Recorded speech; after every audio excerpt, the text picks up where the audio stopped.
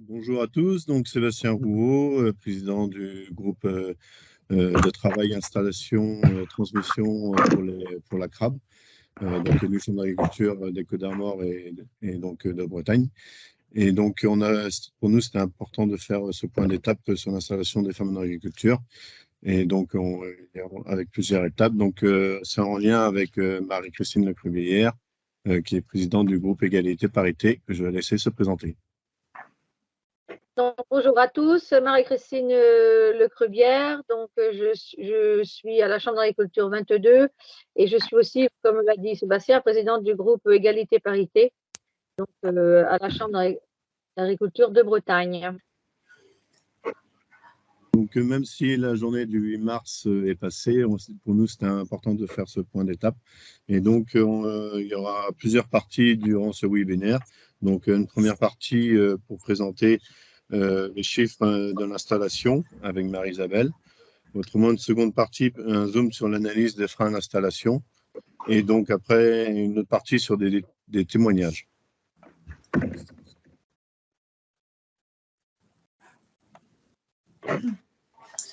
À mon tour de vous souhaiter la bienvenue à ce webinaire sur la place des femmes en agriculture, organisé par la Chambre d'agriculture de Bretagne. Donc, je vais d'abord me présenter, Marie-Isabelle Lebars. Je suis chargée de mission régionale installation-transmission à la Chambre d'agriculture de Bretagne. Et c'est dans le cadre de ma mission sur l'observatoire, les chiffres clés de l'installation aidée notamment, que j'ai été sollicitée par Nabila pour faire un point sur les chiffres clés de l'installation des femmes.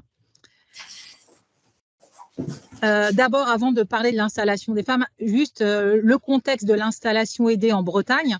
Donc, la Bretagne, une région très dynamique en termes d'installation aidée. En gros, 480 installations aidées chaque année depuis, depuis 2009, 482 l'année dernière. Voilà, une bonne dynamique d'installation en Bretagne, mais on va pas se satisfaire de ce chiffre puisqu'on reste quand même à une installation pour 3 départs, c'est-à-dire qu'aujourd'hui, même avec ces chiffres d'installation, on n'assure pas le renouvellement des actifs en agriculture, d'où l'intérêt vraiment d'accompagner au maximum l'installation des porteurs de projets. Installation aidée, c'est-à-dire 70% des installations totales si on regarde les chiffres de la MSA.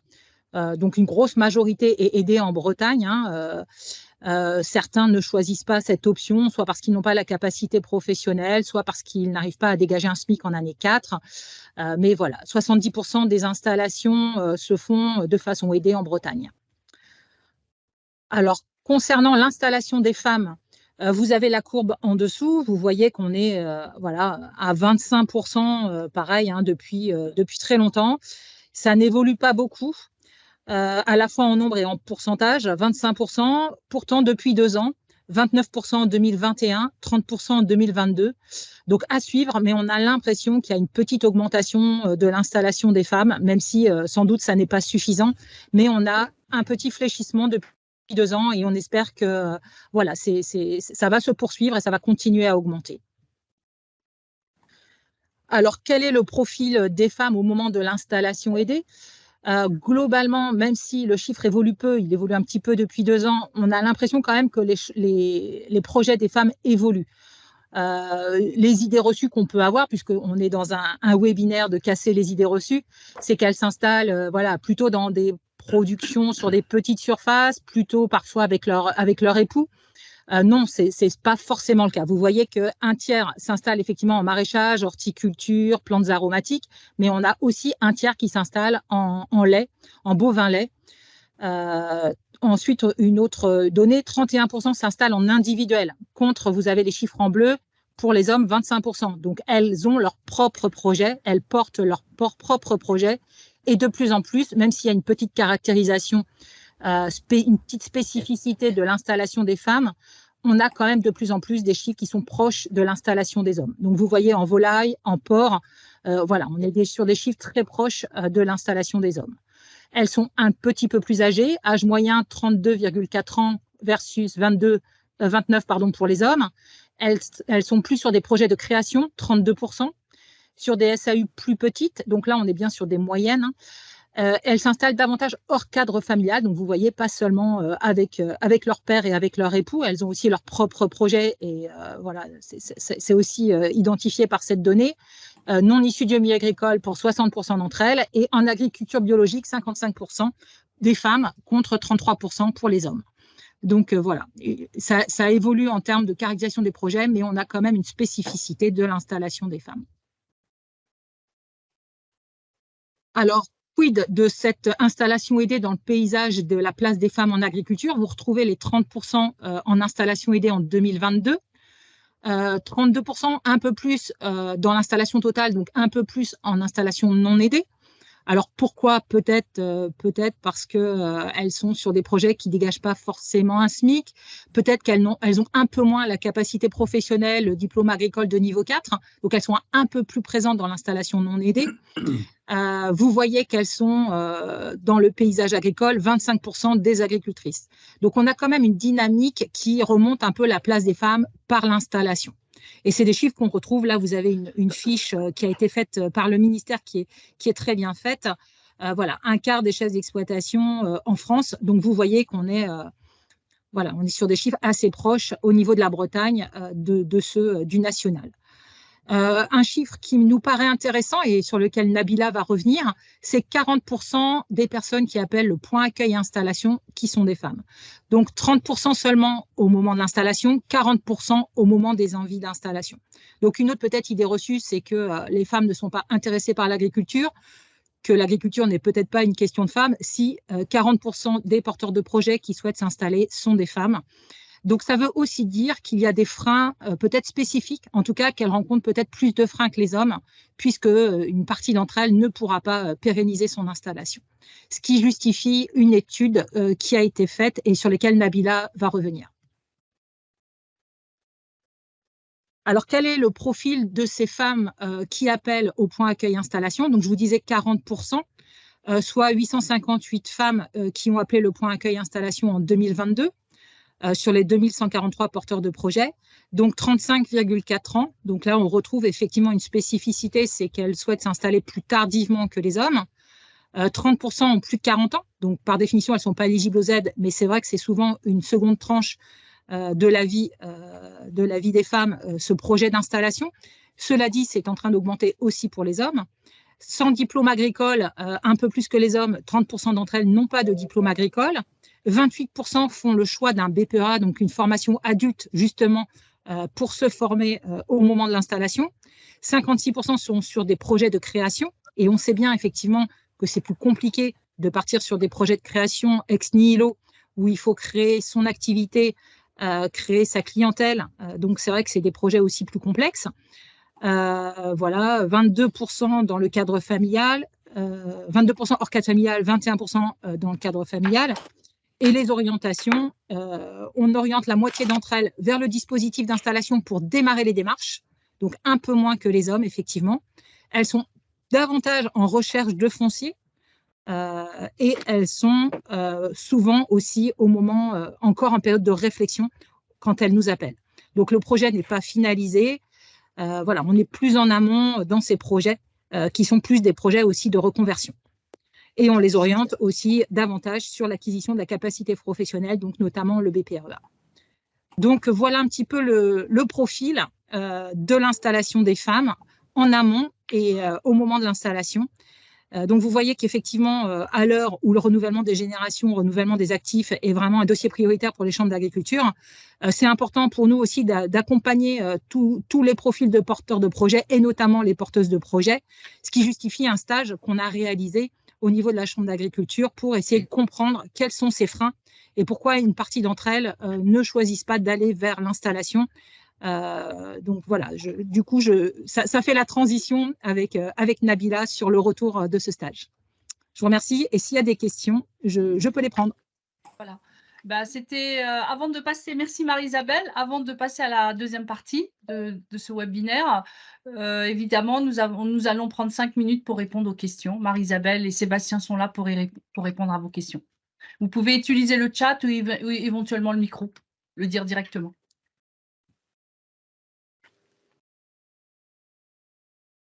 Bonjour, Bonjour, c'est Nicole Lepay, députée du Morbihan. Vous m'entendez? Oui, très bonjour. bien. Vous allez bien? Très bien, merci. Bon, écoutez, ravi déjà de vous retrouver puisque je connais bien la structure pour y avoir siégé pendant de belles années. Et moi, j'ai juste une interrogation. Je viens d'être soumise à cette interrogation ce midi puisque ma fille s'installe en agriculture et c'est toujours un petit peu le parcours du combattant, j'avoue. Et elle me disait que là, le département du Morbihan notamment est un petit peu en difficulté avec ses dossiers d'installation-transmission,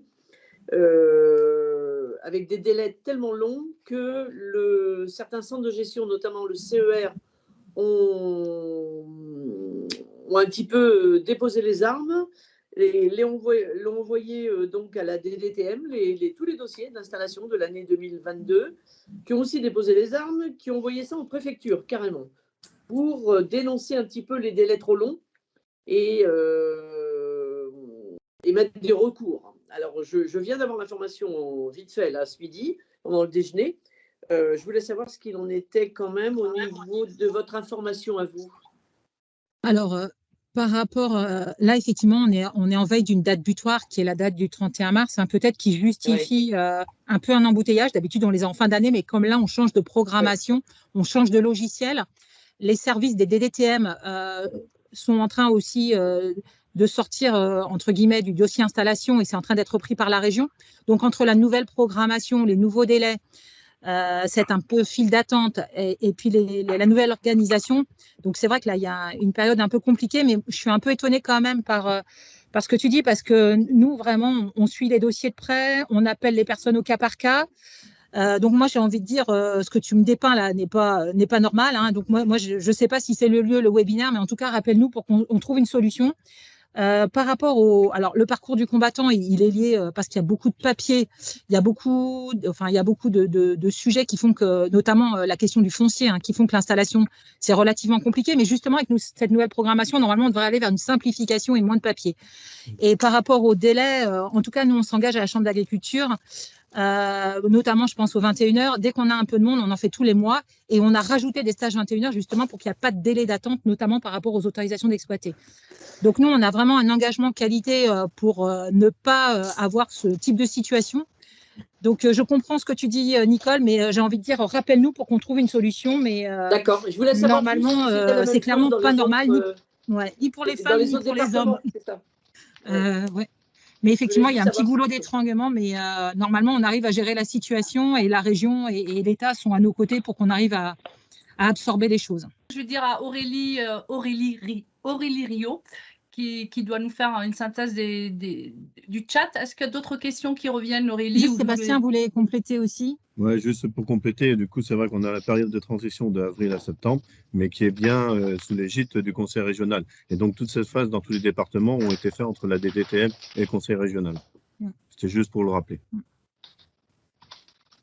Aurélie, d'autres questions? Non, les remarques du chat vont dans le sens… il y a une autre remarque par rapport qui va dans le sens de ce que disait Nicole, sur le fait qu'effectivement, il y a des problématiques de délai qui peuvent se poser.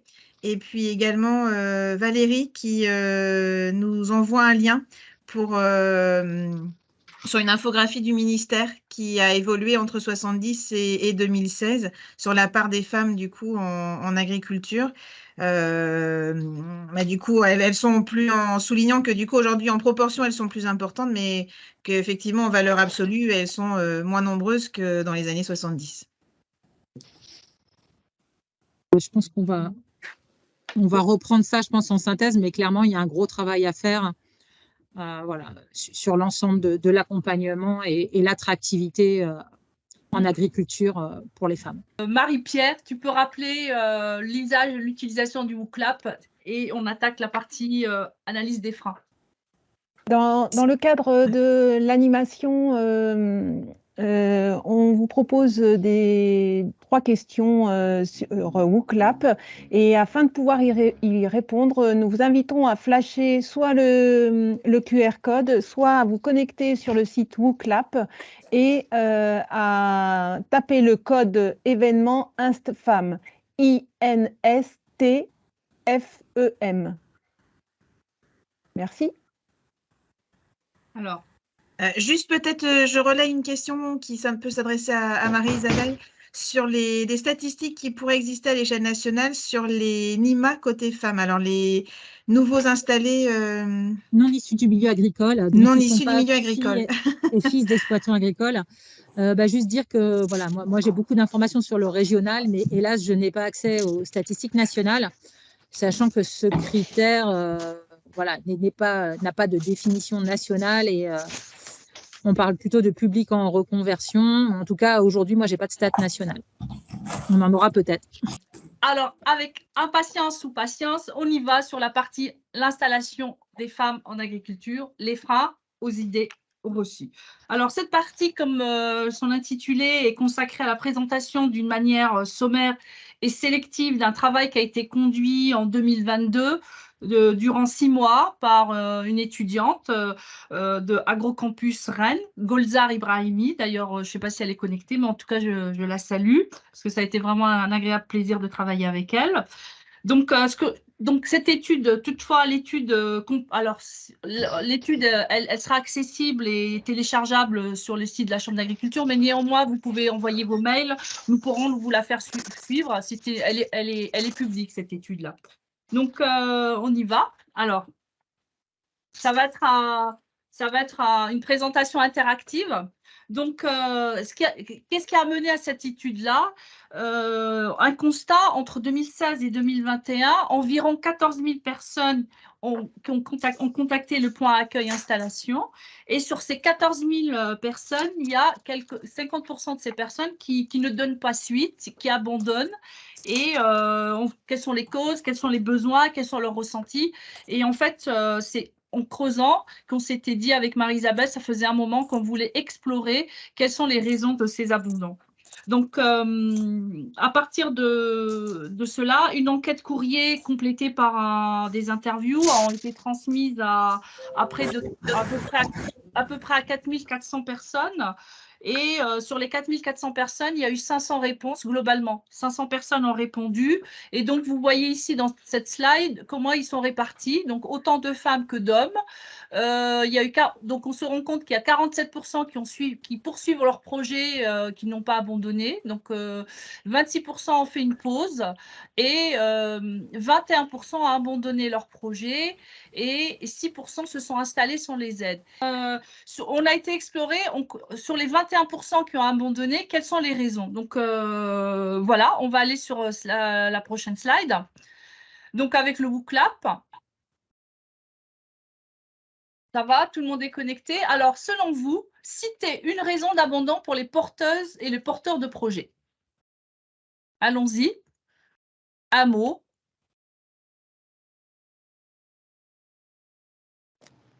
Ça va? Ça marche? OK. 8. 10 votants, 11. On y va.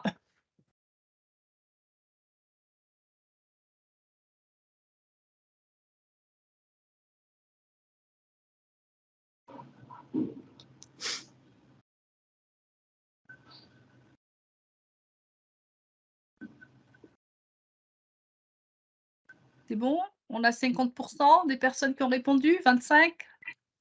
Marie-Pierre, c'est toi qui nous donne le tempo. On peut y aller, oui. Alors, donc vous voyez dans ce nuage de mots, les éléments que vous avez été majoritairement à le citer, le financement qui revient en grand, la charge de travail, et en fait, le financement et l'accès au foncier. Donc, allons voir, merci pour vos réponses, allons voir en plus précis ce que ces 21% ont répondu.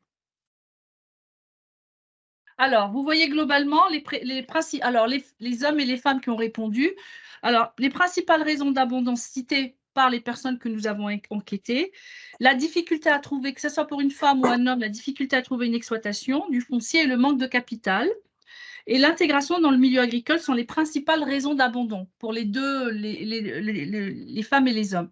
Pour les femmes interrogées, le manque de compétences et la gestion de la vie familiale sont les premières causes citées. pour les hommes, le changement de projet.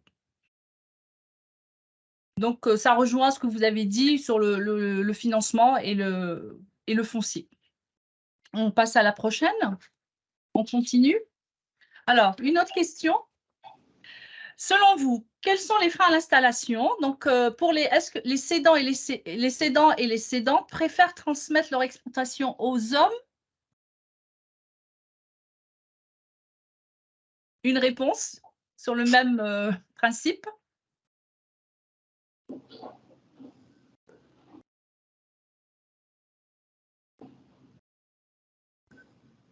Marie-Pierre, tu nous diras quand il faudra y aller.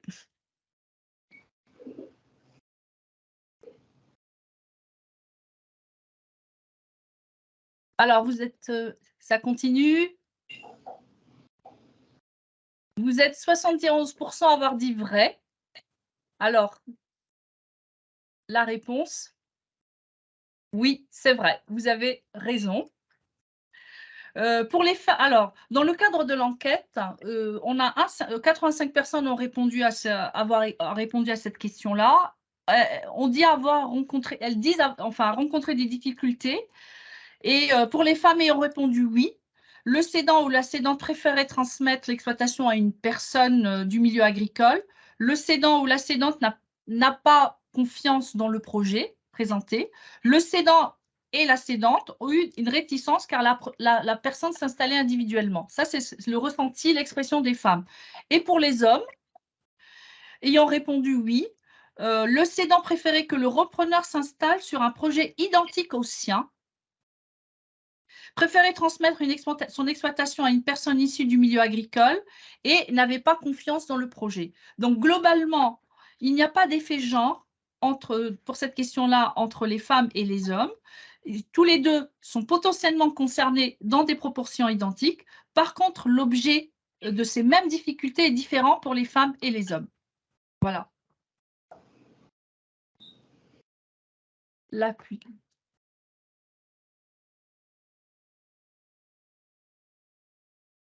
On passe à l'autre question.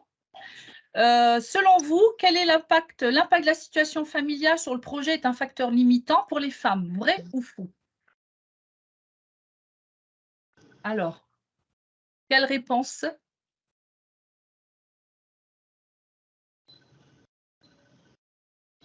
Toujours avec le WooClap.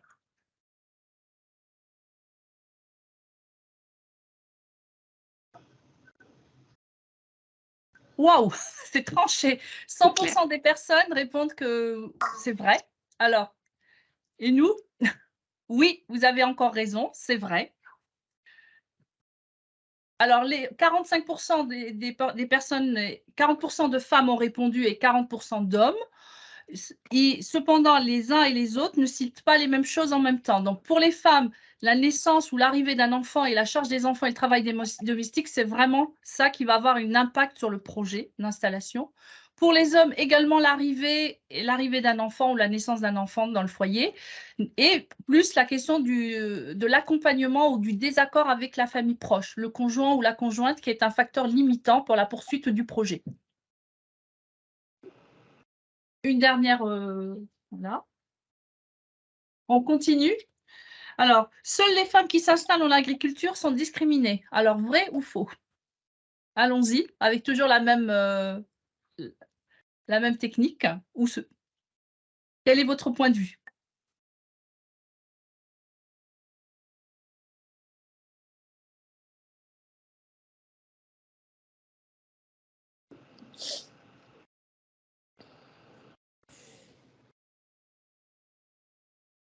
Alors, Marie-Pierre, vous êtes 96 à dire faux et 4% à dire vrai. Et la réponse? Oui, encore une fois, vous êtes en accord avec les résultats ressentis et exprimés par les personnes qui ont été enquêtées. Donc, 57% de femmes et d'hommes porteurs de projets ont répondu avoir ressenti un sentiment de discrimination. Pour les femmes, être une femme, c'est un des éléments qui a été cité, ne pas être issu du milieu agricole et ne pas avoir d'ancrage local. En revanche, pour les hommes, c'est le premier élément cité, c'est ne pas être issu du milieu agricole, s'installer en individuel et ne pas avoir d'ancrage local. Donc, vous voyez bien que les femmes et les hommes sont celles qui ont répondu à celles qui ont ressenti une discrimination, ils l'expriment différemment.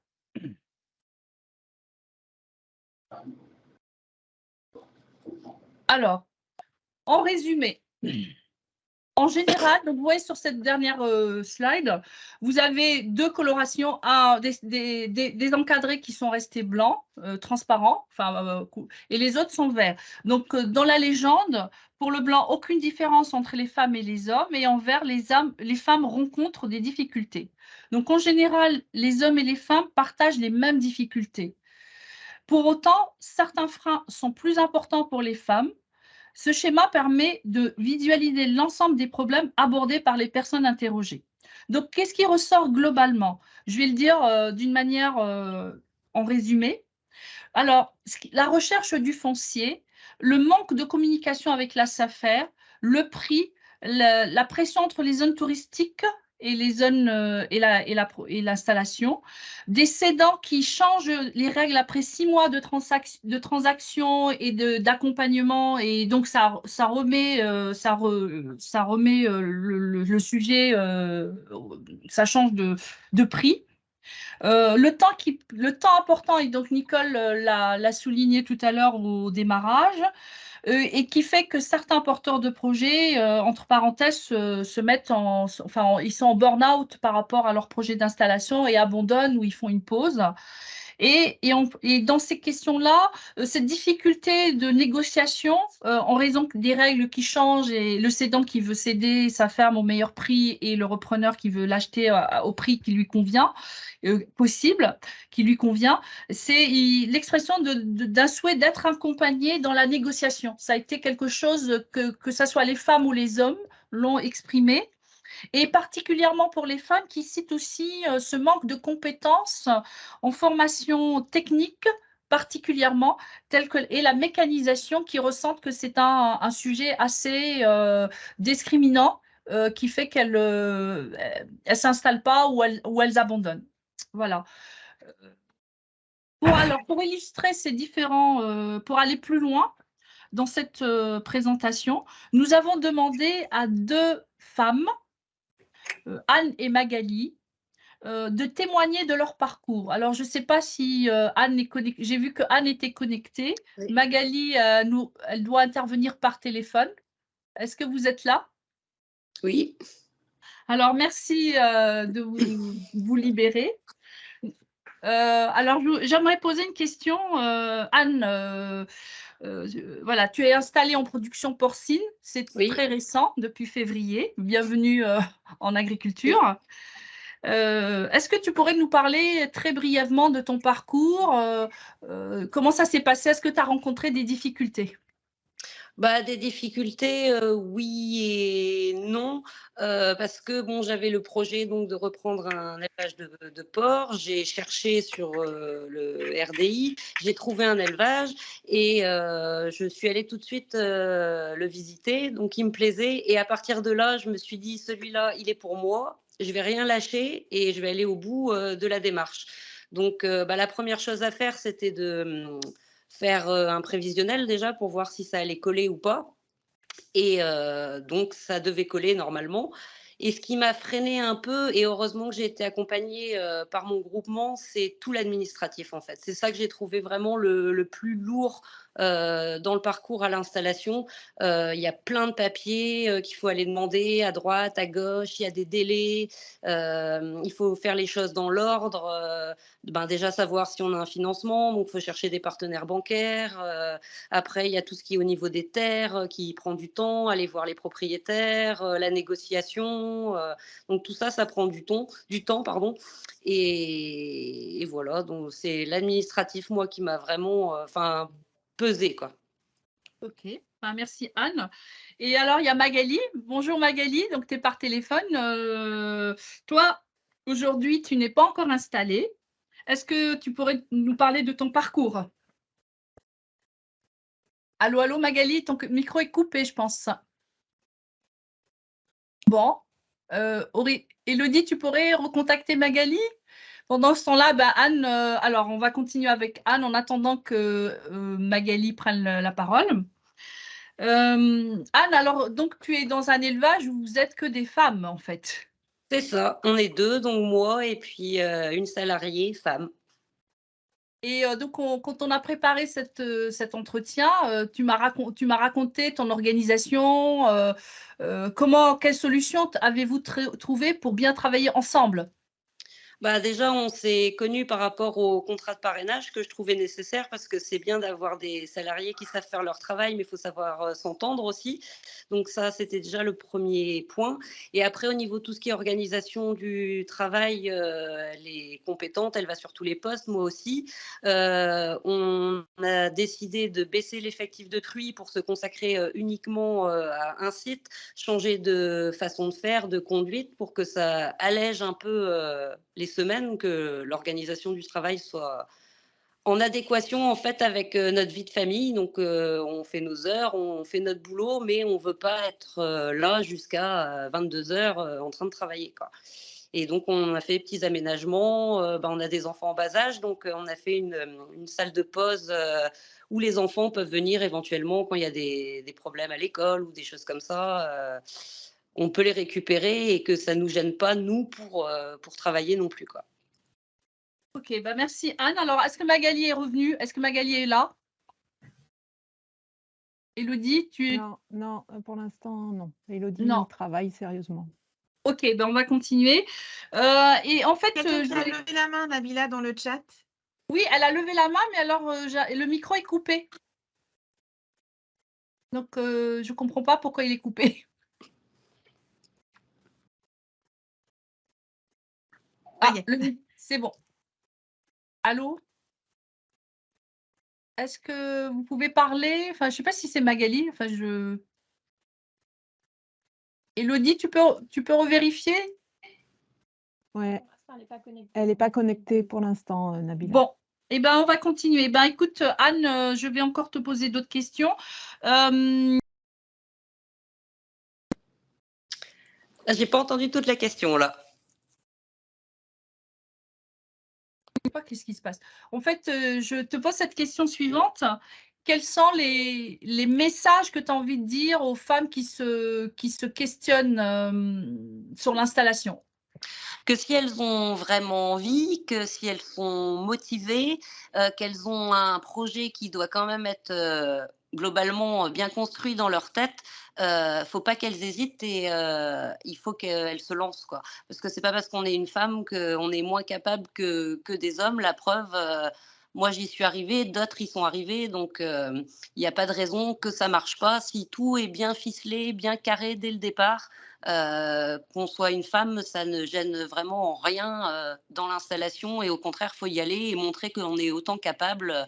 Et je trouve dommage que l'on soit obligé de se battre et de montrer qu'on est autant capable, parce que normalement, on devrait être à égalité, quoi. Et puis, on pallie, on a moins de force peut-être qu'un homme, mais on va faire différemment. On arrivera à la même chose à la fin, même si on est des femmes, quoi. Donc, faut pas hésiter.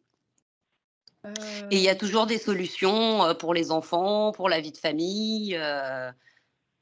Donc, faut pas avoir peur et il faut vraiment y aller et rien lâcher, quoi. Si on veut, on doit y arriver. Ok, merci Anne. Alors, je ne sais pas si Magali, vous avez Vous réussi m'entendez? Oui, on t'entend parfait, Magali. Ah, dis donc. Oh là là. Depuis tout à l'heure, je suis je suis là.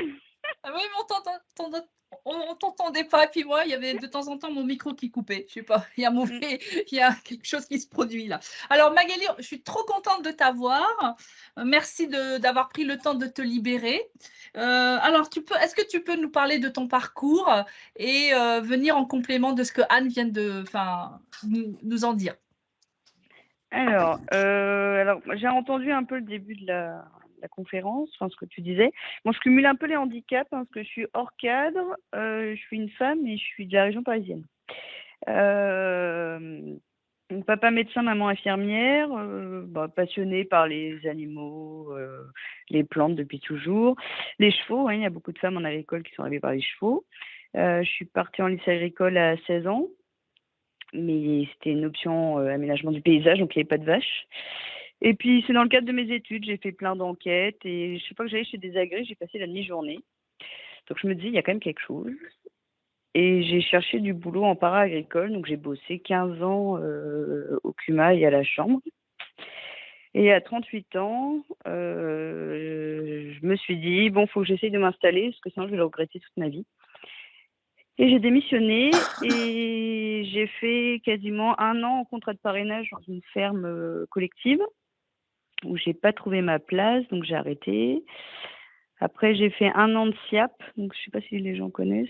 Non, tu pourrais préciser, s'il te plaît. En gros, la SIAP, c'est porté par Agriculture Paysanne et en gros, c'est un an de stage dans des exploitations. Parce que j'avais besoin d'apports techniques. Enfin, la première ferme m'a pris, j'avais jamais fait la traite de ma vie. Voilà, ils ont eu la gentillesse de me former. Et donc, j'ai continué. J'ai fait 1 an sur 2 fermes. Après, il y a quelqu'un qui m'a contacté pour me proposer une installation avec lui. Donc, lui, il était installé sur la ferme familiale. Et donc, j'ai travaillé 9 mois chez lui. Je devais m'installer chez lui. Et puis, au retour de vacances, il a dit qu'on arrêtait là. En fait, il avait réfléchi que c'était fini. Donc, grosse douche froide. Et donc, je me suis dit, je vais retourner au bureau. Mais j'y allais à reculons, parce qu'une fois qu'on a travaillé dehors en ferme, enfin moi en tout cas, j'ai du mal à retourner au bureau. Et j'ai eu de la chance, en fait, ça fait 2 ans que je bosse en ferme, j'ai fait mon 3P, j'ai fait plein de formations par le CEDAPA, par la Chambre, le CIVAM, je suis allée dans les groupes-lés. Et donc j'ai rencontré pas mal de monde et j'ai eu de la chance, du coup, il y a 2 agrès qui m'ont récupéré au vol en me disant, si tu veux, on te propose un temps plein sur 2 fermes. Et donc là, je suis à temps plein sur 2 fermes. Voilà. Que dire? Oui, Ton projet d'installation, et voilà, tu viens de finir ton 3P. Enfin, voilà, c'est pas terminé, en fait, aujourd'hui. Non, je me donne... et en parallèle, j'ai une copine qui m'a contactée aussi, qui est à mi-temps, elle, sur une exploitation, et qui me propose de reprendre avec elle. Donc, tous les ans, je me dis, je me donne encore 1 an. Donc, il y a un moment, il va falloir que j'arrête. Mais donc, j'espère que ça va marcher. Vous parlez des femmes en agriculture. Moi, j'ai jamais mal vécu d'être une femme dans le milieu agricole. Par contre, j'ai vraiment, c'est la première fois dans un boulot où il y a des moments où j'ai l'impression d'être handicapée. Mais parce que je fais 1m50 et 50 kg. Et comme dirait une collègue, j'ai la force d'une mouche. Et voilà, c'est plus ça qui me bloque que le fait d'être une femme. Parce qu'en plus, je suis toute seule avec un enfant. Et pourtant, moi, je suis très cash quand on me propose un poste. C'est les heures garderie. J'ai OK, c'est 8h et je repars à 18h. C'est à prendre ou à laisser. Et j'ai eu que des gens plutôt très compréhensifs pour l'instant. Voilà. Et si j'arrive à m'installer avec ma copine, l'idée, c'est, comme j'entendais Anne, c'est d'essayer d'adapter le boulot à la vie de famille, quoi. Oui. Et tu disais que pour toi, Magali, hors de question de t'installer seule, quoi. Ah oui. C'est aussi pour ça que j'ai du mal à m'installer, c'est que j'ai je connais pas mal de monde qui hors cadre, qui arrive à s'installer, mais c'est des couples. Donc ils sont 2, quoi. Et moi, je cherche une femme et en plus, je cherche un binôme. Donc c'est pas toujours simple. Donc avec la copine, on va voir si ça marche. Pour moi, c'est un boulot impossible tous les week-ends, si on va avoir quelques vacances. Voilà. Il y a l'adaptation du boulot tous les jours et après, il y a avoir quelques jours quand même de repos. Et sur l'aspect technique, mécanique, conduite de tracteur, bricolage, c'est les mêmes questions que je pose à Anne. Tout ce qu'une ferme, on doit savoir faire de ses 10 doigts. Comment ça se passe, voilà. Je te dirais c'est mieux qu'avant, mais c'est pas comme mon patron qui est MacGyver, je vois bien. J'en suis loin. Les machines, c'est de mieux en mieux. C'est quelque chose qui me faisait vraiment peur. J'avais peur de tout casser. Il y a plein de boutons, il y a plein de manettes. Ça m'angoisse totale. Là, je suis dans une ferme où c'est très mécanisé. il m'a montré, et puis il est très patient, hein, il me laisse aller en mode de tortue au début, et puis maintenant je suis beaucoup plus à l'aise. Mais voilà, il faut tomber sur des gens patients et pédagogues qui te laissent apprendre. Et puis je me suis fait un réseau, et enfin voilà, mes copains, ils savent que je vais essayer de faire tourner. J'appellerai des agrès au secours au fur et à mesure. Je vais tourner sur 5 sites pour pas les saouler. Ouais. Si j'ai un problème. Et Anne aussi, on parlait du bricolage. Oh bah, le bricolage, on n'est pas MacGyver, on a 10 doigts, des fois on n'en a plus que 9 parce qu'on tape à côté, mais bon, franchement, on arrive à se débrouiller, on s'est équipé en matériel, enfin petit matériel, pour faire les petites réparations. Après, moi, j'ai la chance que mon mari peut venir me filer un coup de main si vraiment c'est de la grosse bricole et qu'on n'y arrive pas toutes les deux. Et puis, si lui non plus n'y arrive pas, bah, après, là, il n'y a pas le choix, faut appeler une entreprise. Mais bon, dans l'ensemble, on se débrouille. Et après, niveau tracteur et tout ça, bah, moi, tout est délégué en ETA, mais on conduit quand même le tracteur dans l'élevage. Et on savait le conduire à la base avant, on a déjà manipulé des engins, donc pour nous, c'est pas un frein, quoi. Et je ne sais pas, alors, est-ce qu'il y a d'autres éléments, d'autres points que Magali, tu voudrais rajouter, un message fort pour celles et ceux qui nous écoutent, nos partenaires, voilà. Moi, j'ai une phrase que je garde toujours en tête, et je disais la même chose aux jeunes quand je travaillais à l'installation. C'est que l'installation doit rester un rêve et ne pas devenir un cauchemar. Et j'essaye de me l'appliquer. Parce qu'il y a des moments où on a tellement envie de s'installer. On voit bien qu'il y a un truc qui ne va pas, mais on se dit oui, mais là, je peux m'installer. Alors, faut que je continue, il faut que je force le destin. Je suis un peu de nature, quand on veut, on peut, quoi. Et c'est ça qui est compliqué, c'est de ne pas passer tout faire pour s'installer, mais pas dépasser la limite pour pas regretter après ou galérer pour rembourser les prêts si c'est trop cher en disant bah tant pis c'est cher mais j'y vais parce que j'ai envie. Faut pas que regretter 3 ans plus tard, quoi. C'est ce que j'essaie de garder en tête. Oui, et Anne, quel message tu as envie de passer? Bah, pareil, quand on veut, on peut, mais après, il faut rester dans une logique et s'y tenir. Il ne faut pas s'entêter non plus, quoi. Moi, j'ai entendu, pas forcément en production porcine, mais des gens qui voulaient s'installer, prêts à avoir des salaires au ras des pâquerettes parce qu'ils voulaient. Bah non, à un moment, il faut réfléchir aussi et se dire, bah, si ce n'est pas maintenant, ça sera après. Mais il ne faut pas y aller tête baissée, quoi. Il faut vraiment que ça soit bien pensé, ficelé, comme je disais au début, avant de lancer la machine, quoi. Mais par contre, quand la machine est partie, après, c'est feu, quoi. Alors, je voudrais dire à Aurélie, est-ce qu'il y a des questions, des précisions que les participants voudraient questionner Magali et Anne? Alors, il y avait une question de Jean-Christophe sur la commune où tu es installée, Anne. Kléber-Christ. Alors, je ne sais pas si ça lui parle. Peut-être. Alors, il y avait d'autres remarques un peu plus en amont sur le chat, Nabila, où il y a eu des bonnes suggestions, des suggestions vraiment intéressantes sur ce qui pourrait être précisé dans l'étude sur les a priori ou les freins à l'installation des jeunes agricultrices, notamment sur est-ce qu'on a pu regarder des écarts entre filières? Et une autre suggestion intéressante peut-être pour un prolongement de l'étude sur la comparaison avec d'autres secteurs professionnels au niveau de l'artisanat, du commerce ou d'autres métiers indépendants pour du coup comparer les freins à l'installation sur ces mêmes secteurs. Je ne sais pas, Marie-Isabelle, est-ce que tu as des éléments? Il y avait juste un petit complément aussi, c'est peut-être d'avoir la vision des cédants et cédantes. Puisqu'effectivement, c'est un ressenti de porteur de projet, mais comment les cédants, et je disais que moi, puisqu'on travaille avec les conseillers RDI ici, je les ai déjà entendus dire que certains cédants n'avaient pas trop envie d'accueillir et de faire visiter leur ferme à des femmes. Donc, je pense qu'il y a aussi un travail à faire et ça fait partie aussi des pistes. Enquête et aussi sensibilisation des cédants et des cédantes auprès, pour accueillir des porteuses de projets. Alors, donc ça, c'était les remarques sur l'étude. Et là, il y a une question tout à fait directe pour nos témoins sur est-ce que vous avez l'occasion toutes les deux d'échanger avec d'autres agricultrices sur les difficultés que vous rencontrez dans votre parcours? Par exemple, sur l'adaptation des outils, la conciliation travail-famille. Est-ce que vous avez cette occasion-là? Là, pas pour l'instant, enfin, en ce qui me concerne, parce que là, j'ai pas le temps vraiment, vu que moi, je viens juste de m'installer, mais c'est prévu qu'après, je rentre dans des groupes, justement, de jeunes agriculteurs pour pouvoir discuter de ce qui se fait, parce que c'est bien de rester ouvert. Et puis, des fois, il y en a qui ont des idées que nous, on n'a pas pensé, donc que ça soit femme ou homme. Alors, et Magali?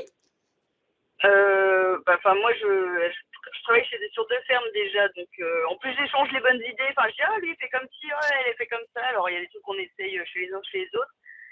Depuis que je suis salariée, je vais plus dans les groupes et moi ça me manque. Franchement, au 3P, j'étais à tous les groupes, toutes les formations qui se sont faites. J'ai appris plein de choses, des échanges, c'est indispensable, je trouve. Donc quand je vais m'installer, après je pense que je n'aurai pas beaucoup de temps, mais je pense que je le prendrai, ou au moins appeler les agris qui sont devenus des copains pour savoir ce qu'il en est. Mais pour choisir si je dois faucher ou pas, je pense que je demanderai à des copains de passer pour m'aider à voir quelle parcelle je fauche, si c'est le bon moment. Voilà. Mais parce que ça me rassure. Il y avait un point sur lequel j'avais envie de préciser, qui n'a pas été présenté dans le diaporama. En fait, dans les personnes qui ont été enquêtées, que globalement, quelle que soit la phase dans laquelle elles se trouvent, un constat, c'est qu'il y a beaucoup de femmes qui n'ont même pas osé présenter leur projet aux banques pour chercher des financements. C'est-à-dire que franchir le pas pour aller présenter son projet à une banque pour vérifier le financement, elle ne le faisait pas par manque de confiance ou de questionnement, ou pas être très à l'aise en se disant il ne sera pas financé. Et pour répondre à la suggestion, par mes connaissances, ces problèmes-là sont rencontrés dans les autres filières, en fait, au niveau de l'artisanat et du commerce. En fait, c'est les mêmes questionnements. Moi, ça fait quelques années que je travaille sur ces questions-là. Elles reviennent tout le temps. Donc, c'est vrai que cette acquisition de confiance en soi, d'être prêt à aller présenter son projet, et voilà, il faut le faire, en fait. Il faut s'outiller et le faire. Et quand on fait partie de groupes et quand on va à des formations, ça donne cette confiance-là. Et c'est une question que je voulais dire à Anne et Magali. Enfin, Magali, tu n'es pas encore dans la phase de financement, mais en tout cas, est-ce que pour vous, vous avez rencontré une réticence, une peur d'aller jusqu'au bout, présenter vos projets, en fait? Moi, non. Au contraire, la banque, c'est une des premières choses que j'ai faites, puisque j'avais déjà tout mon projet en tête. Et la seule question que je leur ai posée, puisque j'ai exposé tout mon projet, et à la fin, à la banque, on m'a demandé, est-ce que tu as des questions? La seule question, c'était vous suivez ou vous suivez pas? Et à partir de là, après, là, on négocie, quoi. Mais pour moi, ça n'a pas été un frein. Et au contraire, présenter mon projet devant des jurys, devant des experts de différentes branches, que ce soit des centres comptables, des éleveurs, c'est une fierté déjà. Et puis, ça donne leur avis à la fin et ça réconforte dans l'idée qu'on n'est pas en train de se planter et qu'il faut continuer, quoi. Et pour toi, Magali? Moi, je n'ai pas encore fait, mais ça ne m'angoisse pas du tout. Mais après, ça dépend du boulot qu'on a fait avant. Moi, je voyais les gens le présenter. Alors, je ne sais pas que je serais aussi bonne et je vais sûrement taper mon coup de stress juste avant le rendez-vous. Mais pour moi, c'est plus facile de présenter mon projet que de faire un village difficile, quoi. Bon, merci à toutes les deux.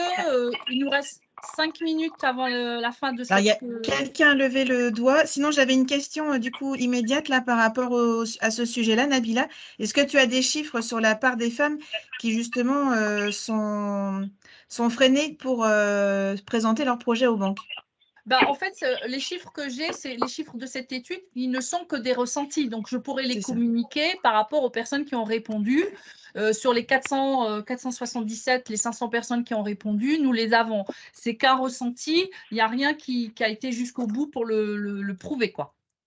Et après, a posteriori, à l'issue des demandes, est-ce que nous avons des données genrées sur l'acceptation ou les refus de prêts bancaires en fonction du genre?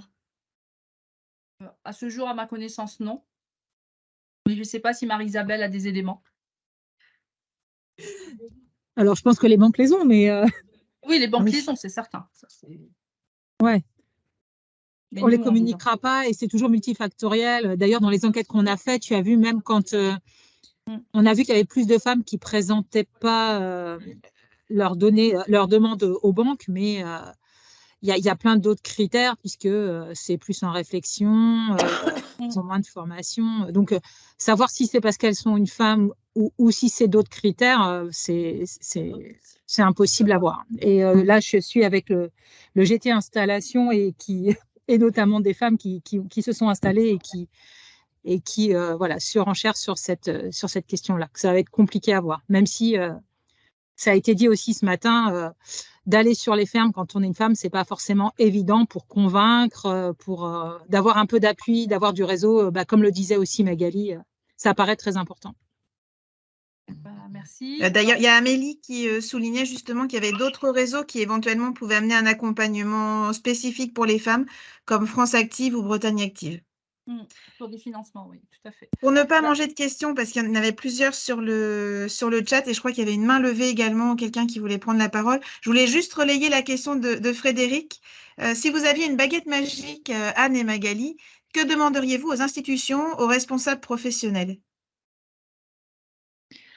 De faire moins de papier et de se parler entre eux, parce que des fois on appelle un organisme pour un papier et puis il est dans le bureau d'à côté mais il a la flemme d'aller demander à son collègue et puis ils sont pas forcément très aimables des fois, donc faut comprendre que nous aussi on attend et que on est parfois fatigué et qu'on aimerait bien que ça avance, donc ce serait bien que ça suive, et je cite pas d'organisme. Magali est partie? Ah, mince. Je pense que Magali, elle a pris 20 minutes sur son temps de travail et donc voilà, on la remercie d'avoir été avec nous jusqu'au bout. Je pense qu'il faut respecter le timing. Ouais, il y a juste une question, une main levée, Nabila, si on peut la prendre. Laurence Touchet. Oui. Il faut juste désactiver le micro. Est-ce que c'est dessus? Bon.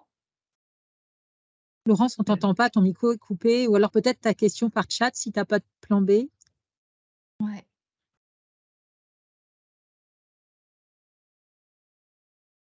En fait, Sébastien et Marie-Christine vont prendre la main et puis si Laurence, entre-temps, elle aura réglé son problème de micro, voilà, elle pourra poser sa question et on essaiera d'y répondre.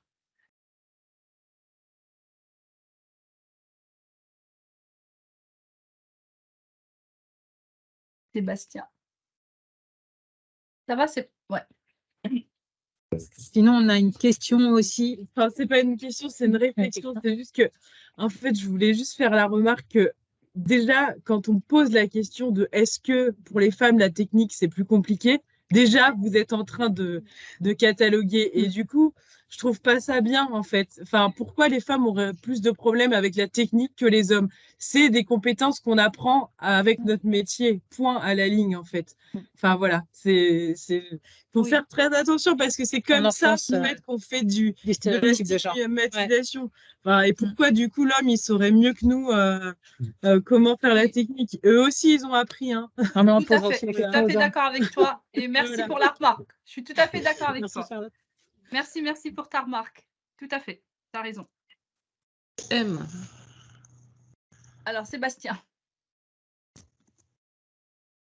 Ça y est? On ne voit pas ton écran sur les travaux, là, parce qu'on avait un peu listé. En fait, ils sont... Moi, je les vois. Enfin, je ne sais pas. Ok, c'est moi. Ok, c'est moi. Ouais. Du coup, je laisse Marie-Isabelle. Ok, ça va. Juste les travaux qui sont en cours par rapport aux freins qu'on a rencontrés, sachant qu'on l'a vu un peu au cours des témoignages, parfois il y a des freins qui sont remontés au niveau des femmes, mais souvent ils sont remontés par les hommes et par les femmes. Donc, quelque part, les actions, elles vont servir à tout le monde. Donc, il y a du travail sur l'attractivité des métiers, sur l'image, et ça, c'est important qu'on communique bien sur le fait que c'est un métier d'hommes et de femmes dans la diversité des métiers et des approches. Il y a aussi un guide qui a été fait pour lutter contre les stéréotypes de genre sur le vocabulaire, sur les photos, et puis peut-être aussi la façon de poser les questions, comme on vient de l'illustrer. Je sais qu'il y a Caroline de Poudan qui n'est pas très loin, et on sait aussi qu'on travaille dans l'attractivité des métiers sur l'ergonomie et sur… tout à l'heure. Alors, j'entends quelqu'un… C'est peut-être Laurence qui veut témoigner, qui veut poser une question ou témoigner. Oui, alors, écoute, oui. on t'entend, du coup, ça Bonjour, marche. Écoute, vas-y. Bonjour, est-ce que vous m'entendez là cette fois-ci? Oui. C'est bon. Oui, parce que j'ai du mal, moi, avec les petits trucs là. On parlait tout à l'heure des prêts accordés aux femmes. C'est vrai que moi, je me suis installée il y a longtemps. En 1993, je suis arrivée sur l'exploitation en 1990. Je suis venue, en fait, avec mon mari. Et j'ai pris la succession des beaux-parents. Et puis, quand on a fait le dossier, tout ça, il fallait présenter les prêts et tout. Donc, moi, je suis arrivée avec mon dossier. Et puis, je sortais des écoles étudiantes pour un sou sur mes comptes. Et j'ai voulu discuter avec la banque et tout ça. Et on m'a dit, de toute façon, vous valez 0. Ah, je me suis baissée sympa pour démarrer. Voilà, c'était la petite chose que faut pas baisser les bras. Mais bon, moi, j'étais avec mon mari. Lui, il était déjà sur l'exploitation. Et bon, c'était déjà un truc assis, quoi. Mais quand même, mentalement, quelquefois, faut avoir les idées en face, quoi. Voilà. Merci, Laurence, pour Merci pour le témoignage. Ouais. Et l'alerte. Ouais. Il y a une nouvelle main qui s'est levée aussi, une certaine Morgane. Je ne sais pas si on peut prendre la question. Oui, Si Morgane. Morgane, Ouais, c'est bon, j'ai allumé mon micro. Oui, je voulais juste revenir sur en fait la technicité de l'interrogation de dire est-ce que les femmes ont assez de technique. En fait, il est prouvé, et ça c'est dans tous les corps de métier, mais vraiment tous les corps de métier confondus, que les femmes ont généralement plus de technique que les hommes. Le problème, c'est que psychologiquement, on a ce qu'on appelle le syndrome de l'imposteur beaucoup plus que les hommes. Les hommes ont beaucoup plus confiance en eux parce que la société a été construite pour qu'eux aient confiance en eux. Nous, on a passé des générations et des générations à nous dire qu'effectivement, on ne servait pas à grand-chose à part faire des enfants. Et donc, quand on prend en main des techniques qui sont avec en plus de l'outillage impressionnant pour, on va dire, le commun des mortels, eh bien, on remet en cause nos compétences. Et ça demande une énorme confiance en soi, en fait, pour dire non, je sais faire, je n'ai pas besoin qu'on me dise, qu'on m'explique, et je vais le faire. Et au pire, je vais me tromper.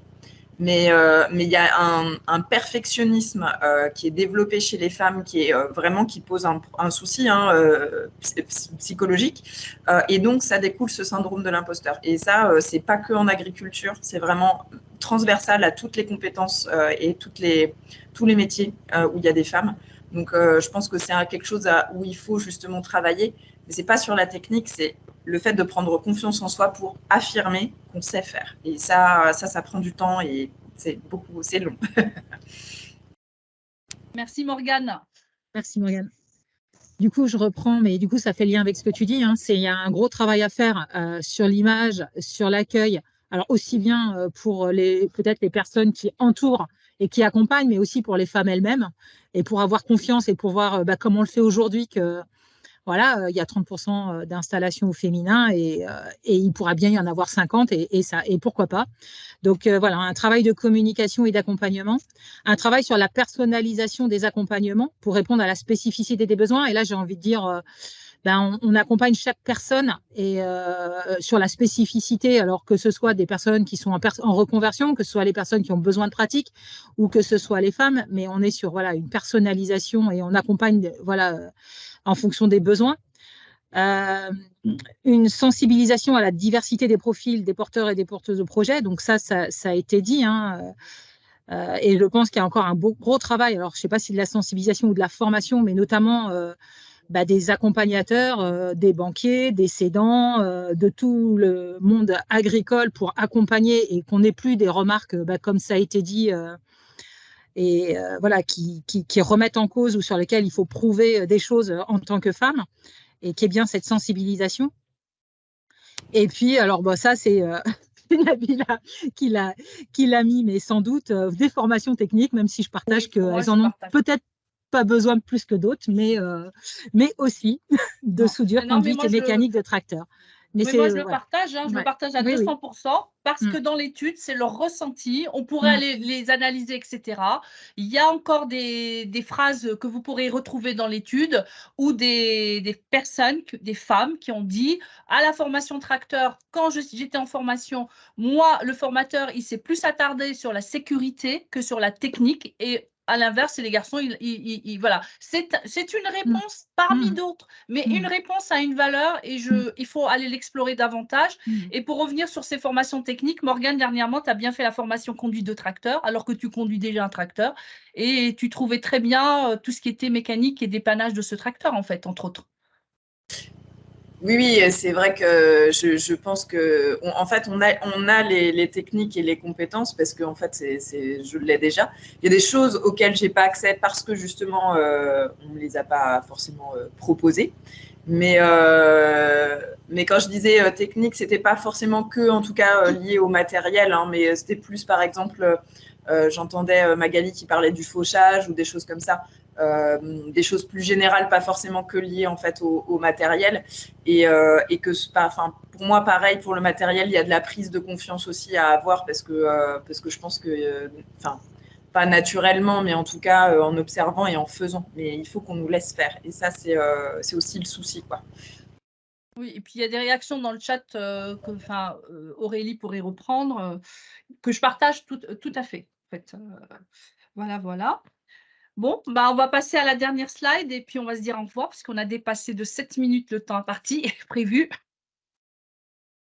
Je ne sais pas si Marie-Christine est là. Oui, je suis là. Je vais prendre la parole. Donc, pour des dates en fait, qui sont mises en place pour l'année 2023. Donc, le 19 juin, de 13h30 à 14h30, nous ferons la même chose. C'est un webinaire qui sera sur le grand thème de la complexité que l'on a par rapport à l'argent. Donc, voilà, j'espère que vous serez toutes et tous bien, connectés pour ce thème-là qui n'est pas forcément facilement abordé, ni jamais en fait, parce que ça renvoie à l'intérieur de nous-mêmes et donc et à notre éducation sans doute, et ça nous fait creuser à l'intérieur. Donc, j'espère que vous serez là pour essayer d'ouvrir ce thème-là avec nous. Le 19 septembre 2023, c'est notre journée départementale agriculture au féminin, donc à Plérin, sur un thème qui est en train d'être élaboré.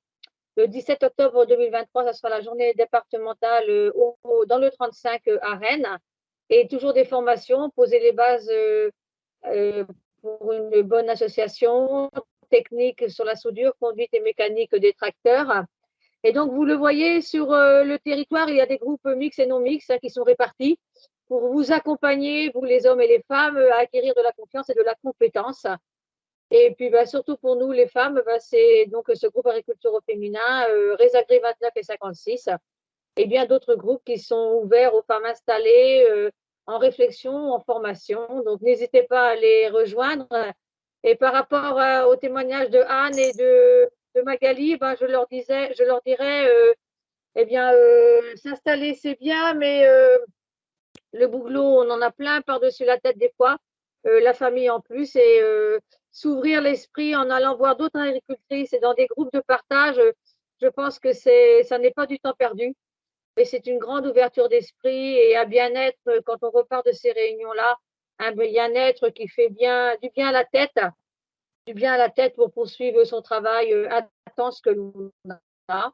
Voilà, c'est ce que je voulais vous dire. Et puis, n'hésitez pas à vous inscrire les uns comme les autres, les unes comme les autres. C'est hyper important, je pense. Ça fait partie de l'équilibre d'une exploitation et l'équilibre des exploitants et des exploitantes.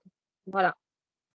Et on arrive à la fin de ce webinaire. Il y aura un webinaire aussi, évidemment. Hein, on suit les tendances. On a une page Facebook, qui est animée par Morgane. Je vous encourage à aller, vous connecter et poursuivre notre actualité. Voilà. Et on va voir. Et oui, justement, il y aura un 4 pages qui va être élaboré sur la place des femmes, voilà, en agriculture. Et il faudra le demander quand il sera mis sous presse, sous web. Voilà. Et un grand il arrive, merci. Il est en cours de finalisation, il arrive et du coup, on pourra vous le communiquer avec plaisir. Ouais. Voilà, d'accord. On vous enverra un acte de naissance bien élaboré. Et le dernier mot de la fin, un grand merci. Marie-Pierre, est-ce que tu peux passer la dernière slide? Non, on t'a perdu. Bon, bah, elle vient pas. Donc, je voulais juste dire un grand merci à vous tous et toutes, à toute l'équipe de collègues Chambre d'agriculture qui nous ont accompagnés pour la réalisation de ce webinaire. Voilà, parce qu'on a été une certaine équipe à le faire et c'est un travail collectif qui paye.